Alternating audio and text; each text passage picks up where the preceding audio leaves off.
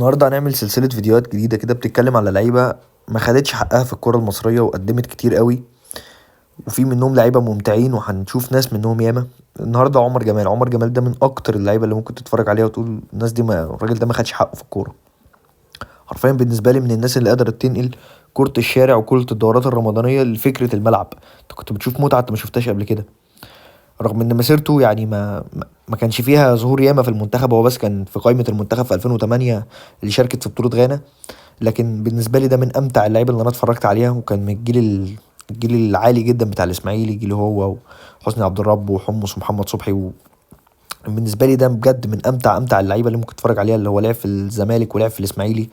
هو اصلا كان جاي من الالومنيوم ولعب في نادي الاهلي بني غازي، ولعب في المقاولين العرب، وكان الاهلي برضو كان بيتفاوض معاه. لكن بجد يعني من امتع اللعيبه اللي مهما جبت لهم لقطات ومهما جبت لهم فيديوهات تحس ان هو ما خدش حقه. يعني هنا مثلا بتتكلم في 2011 او 2012، هو كمان كده بعد ما كبر، لا من اللعيبه العاليه جدا.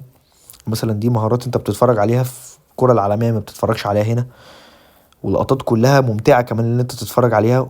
ولو ناخد بالنا الفرق الزمني بعيد، ف يعني مثلا هنا قدام الاهلي في الاسماعيليه، قدام الجيل التاريخي الاهلي، فانت بتتكلم لاعب ممتع جدا كمان.